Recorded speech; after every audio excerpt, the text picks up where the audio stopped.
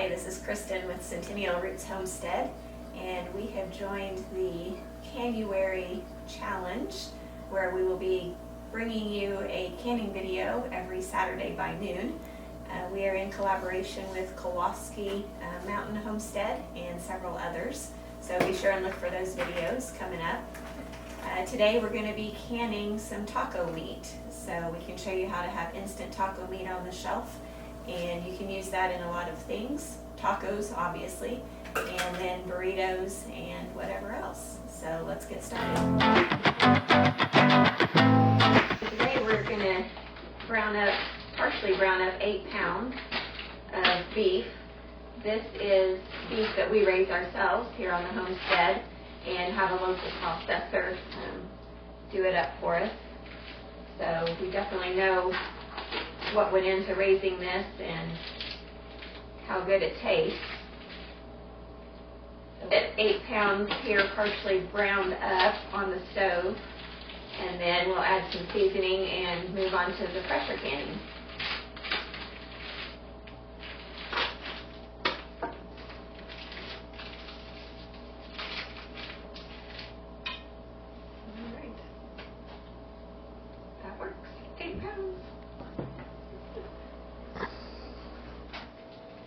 The best hamburger topper ever. So the reason we partially brown the hamburger before we can it is to get rid of some of that extra juice, the grease off of it, and also if you put it in just raw when it pressure cans, it will become just a hard brick.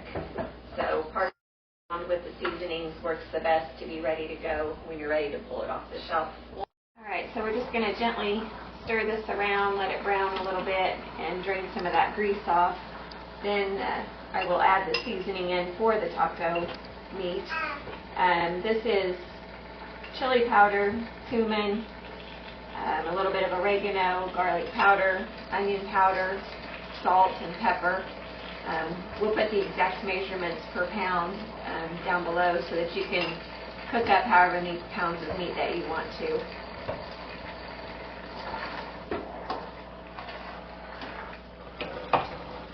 Want to get it kind of starting to brown. It's not raw. Yeah. Alright, so this is finishing browning up a little bit more. I did go ahead and put all my jars in the dishwasher this morning to get them cleaned and ready to go, and they're still warm. I use pint jars just because that's what's going to fit our lifestyle right now with 2 of us at home most of the time.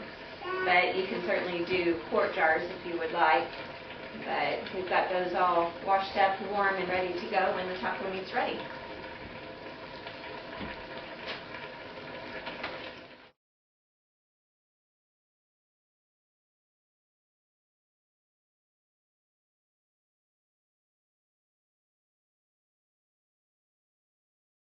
So today I'm going to show you 2 different ways of pressure canning. One is with the regular stovetop method. I have put my water in here and have got it starting to warm. Just make sure you follow your pressure canner guidelines and read that instruction manual to know how much water to put in. The other method is going to be in my new electric pressure canner, and so I'm going to go ahead and fill that with water, and I'll take you through step by step on how that works as well.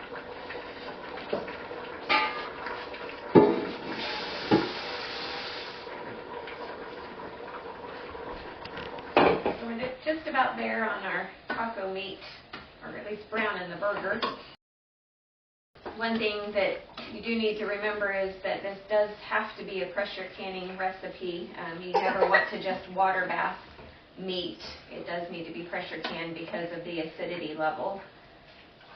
Alright, so we're pretty good here. I'm going to go ahead and drain some of this grease off so we're not left with a big grease level on the top once it's jarred up.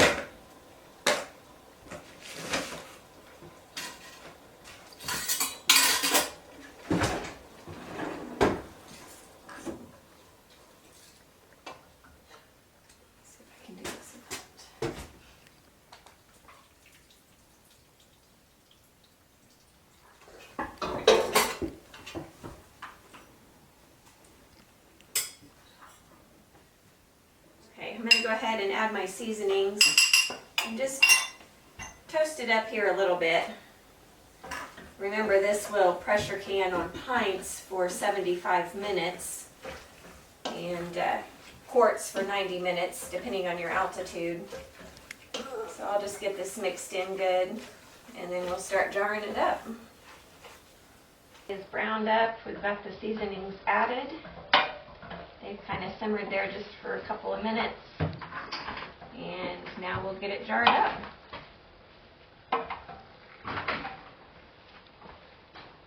We're just going to loosely fill these jars. I don't generally try to pack it in. It's so handy to have on the shelf for a quick taco night, or to add to chili or any other base. Because if you're like me, you come home and you haven't thawed any meat, and it takes a while to get the hamburger thawed and then seasoned, and sometimes it's nice just to have it ready to go. I'm getting about a cup and a half, maybe a little less. Overfill those a little bit. Since this isn't fully browned, it will still produce some of its own juice. And so those flavors will meld really good as it sits.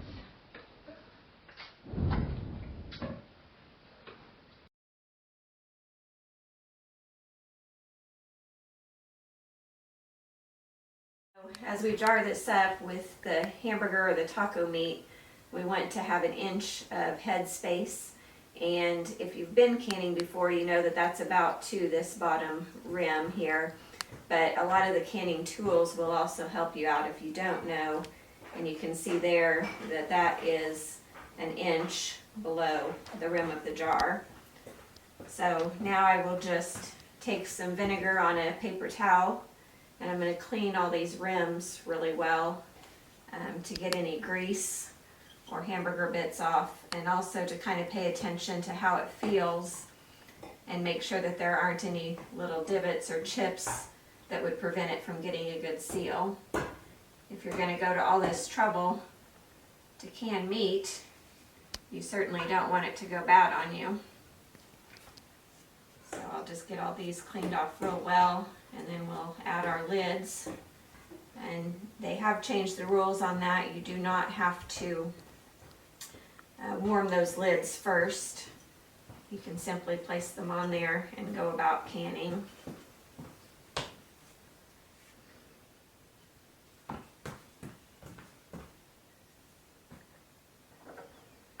Alright, so we'll get those lids on there now. Just set a lid on each jar. And I ended up doing mostly regular mouth, but a couple of wide mouth.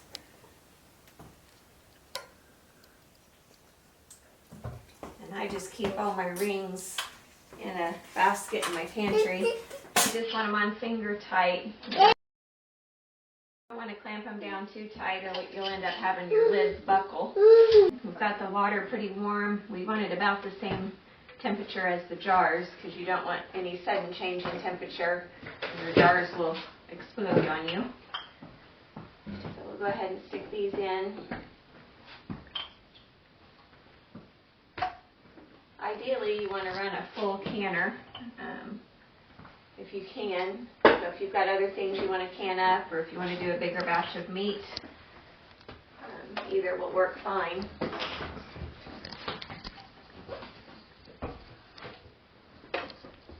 Alright, so I've got 6 in here, which is not a full load, but I want to save these back for... Got the lid locked in place. I do not have my weight on yet. I'm going to let this come up to boiling and steam for about 10 minutes, and then I'm going to put the weight on, and that will that'll start the pressure in there. This will come up and seal, and we will go up to 10 pounds of pressure for 75 minutes. So we'll let that one get started here. Pressure canning is a little intimidating. It can be a little overwhelming at first, but once you get into the habit of it, you can realize how very safe it is, and it opens up a whole new world for you to have ready-made foods on your shelf. especially when you're getting into gardening and you want to preserve all that produce, that hard work you've done through the summer months. So, and we'll show you how to do the electric pressure canner as well. Do remember on pressure canning on the stovetop like this, you do need to check your elevation to know how many pounds of pressure you need to can at. So don't forget to do that. So we're in the pantry. I like to keep this stuff set up because I use it so much and it frees up space on my counters in the kitchen. So when you turn the canner on, it will give you the option of pressure can or water bath can, and you dial to wherever you want that and push it, and then it asks for the amount of minutes to can, and you can dial up or down. We will go up to 75 minutes and push OK, and then we're ready.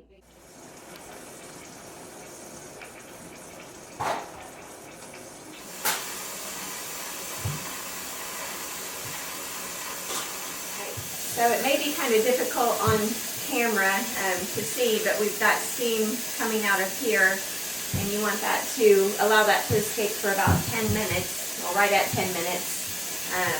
And then we'll add our weight.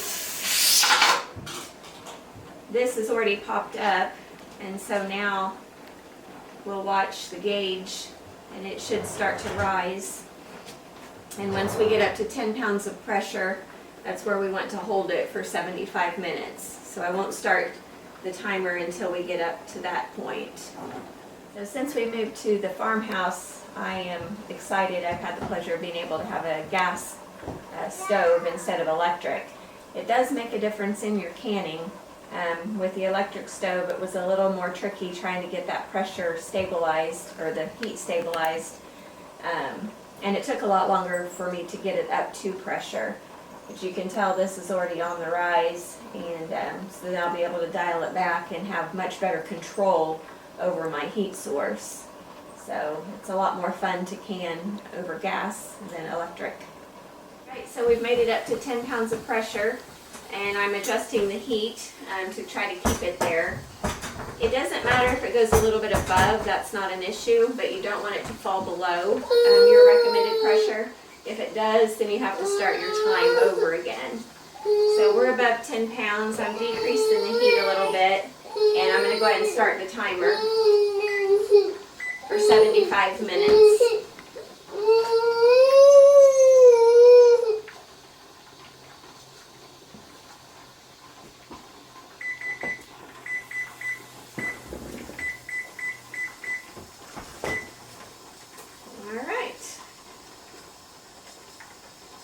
Going.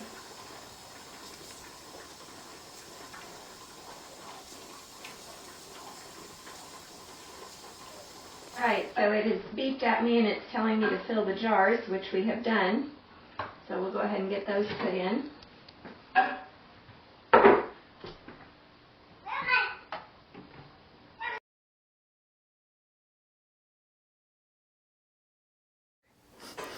Alright, so we've got our jars in there.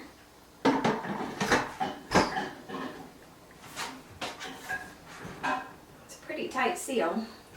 So fill jars, we've done that, and now it says it's heating, so I'm going to go ahead and shut this lid down. This is on vent, so you can go either way. It's real loose, it seems like it's working, so we'll put it on vent and it's going to start heating for us. Alright, so this is now heating, getting that pressure starting to build like it was in on the stove, and once it gives me the next cue, then I will push it over to can instead of vent. You can't see it again here, but it's getting built up, and then once I push that button on can, that 75 minutes is already pre-programmed in there from earlier, and so it'll do its thing and we don't have to watch it, which is wonderful.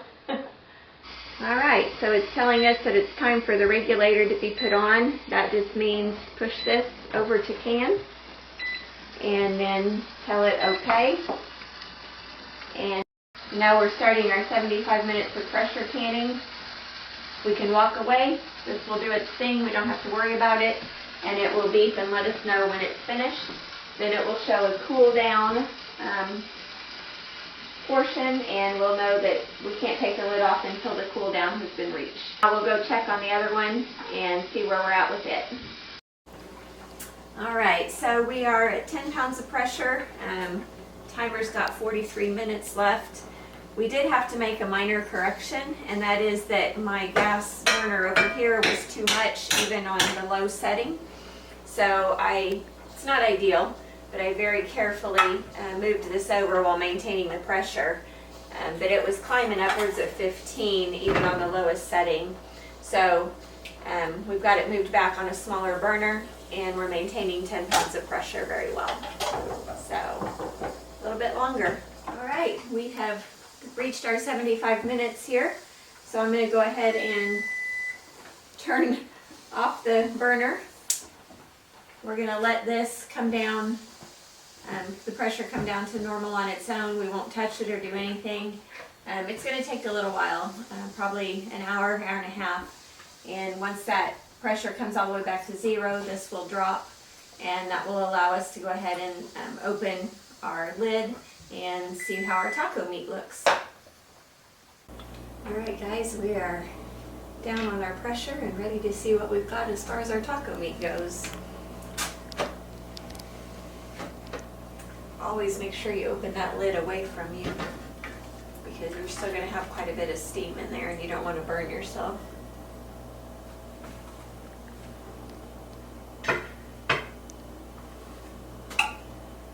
I usually let it simmer for just a minute, settle down, and don't drag it out of a really, really warm canner into a cooler house.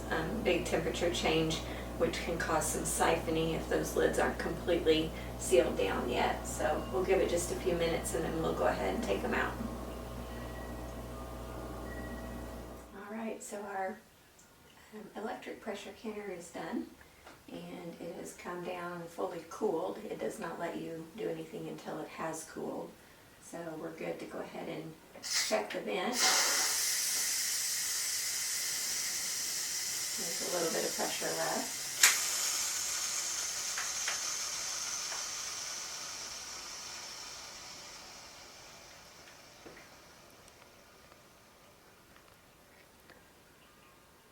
And let's see where we're at on this one.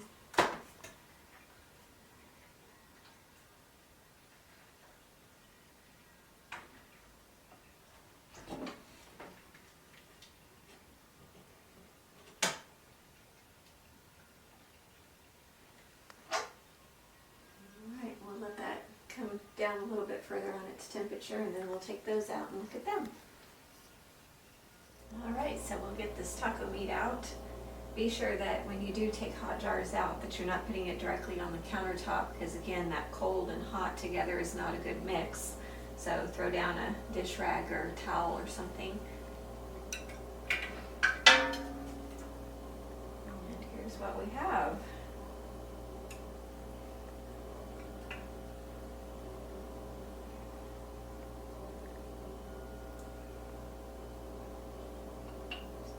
Ton of broth left over, but it'll still be just fine.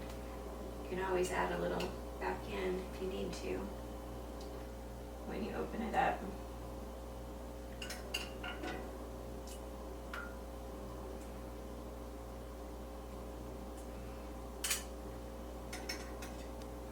Alright, well there are our jars from this, and as soon as the electric canner finishes cooling, we'll look at what those look like. Take these out and see what they look like. We've got about the same consistency, the same amount of juice as we did on the stovetop. So we got, with our 8 pounds of burger, we got 11 pints of taco meat. So a little less than a pound per jar, but that'll be good for a 2-person serving. Don't forget, once these set for 24 hours, you can label them, because you will not remember. and get them on the shelves with the rings off. So that concludes our canning taco meat session. Be sure to tell us if you all decide to try this and how you like it, and watch for our next canning video for Canuary next Saturday. We'll see you guys then.